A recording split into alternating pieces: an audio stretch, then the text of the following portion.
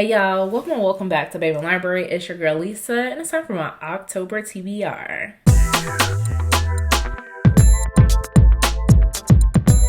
So this is difficult because my brain is split. Half of it wants to do like cute, cozy fall romances, and the other half of my brain is like, bring on the dark romance, bring on the pain, bring on paranormal, bring on everything spooky and kooky. So per usual, this TBR is going to be a little bit all over the place because that's where I am. Whether or not any of or all of these physical books get read, I don't know. Do I also have some electronic options? You bet I do. Am I also planning on ARCs coming my way? More than likely.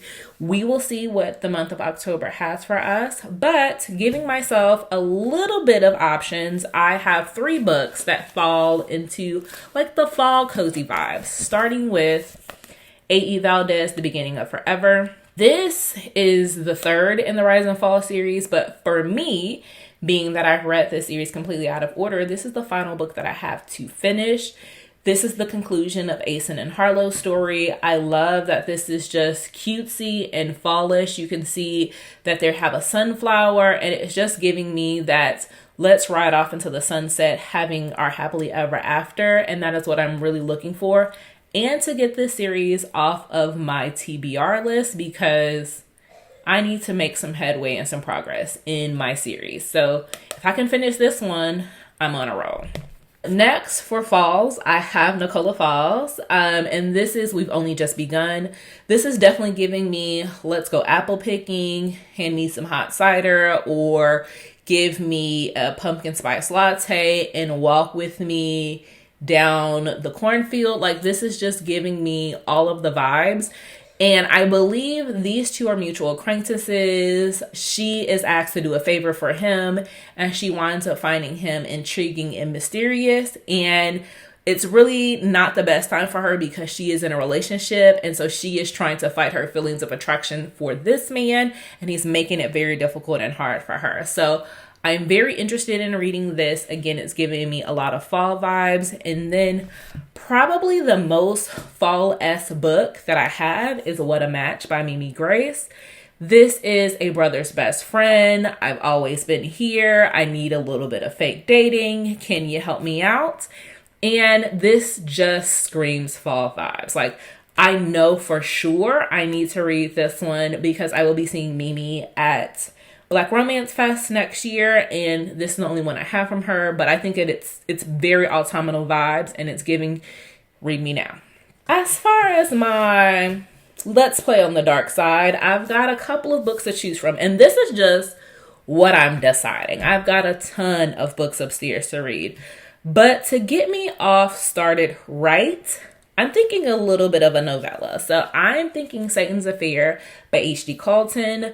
Yes, this is giving me White Shoes, but make it dark and sinister. And that's exactly where I am because I just finished The Oath by T.M. Richardson, which already put me in that White Shoes vibe.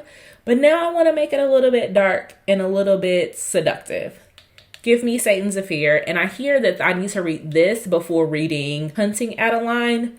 Don't know when I'm going to get to that. Not really worried about it because this one sounds like the book for me. Also, want to read, you all know I will read a Danielle Allen if it comes into my orbit. And so I need to read Telltale. This is Danielle Allen's spinoff or retelling of Edgar Allan Poe's Telltale. And this is, I think, also a brother's best friend. I've been loving and pining for you, but built a little bit off of horror.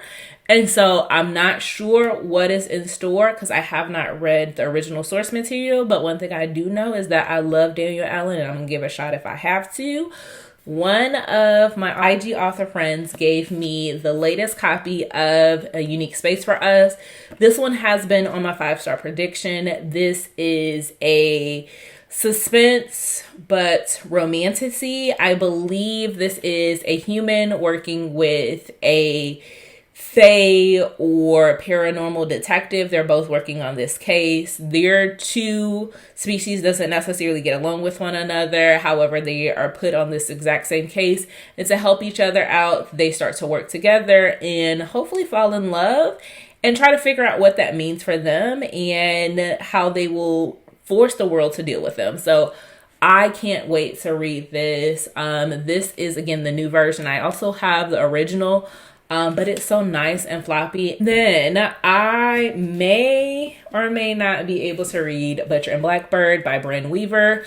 I've heard so many things about this. I'm a little bit curious, a little bit apprehensive about reading about ice cream. I am not the biggest ice cream eater, but I really don't want to be turned off by whatever this book has. But I'm thinking if I need that something that is creepy, has that, you know, stalker vibe, that also has a lot of banter, they say that this is the one to do. And so I may be able to pick this one up for the month of October. Some of my ebooks that I plan on reading a novella called One Bite, One Night by Drea Anderson. This is about an 80-page novella that centers Black vampires, and so I want to sink my teeth into this one. I think I might be reading Taming Cain, which is a dark paranormal romance by Tessa Stone.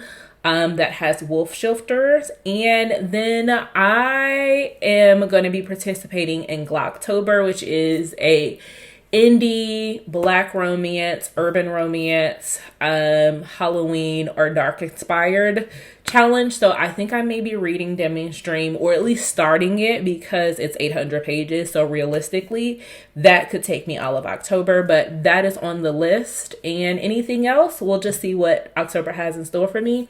Do me a favor, leave me a pumpkin emoji or skeleton emoji for October. If you could tell me if you are more of a cozy reader or in the fall vibes, or if you're looking for more of the spooky season, let me know which one is your jam for the month of October, and I'll talk to you all later. Bye.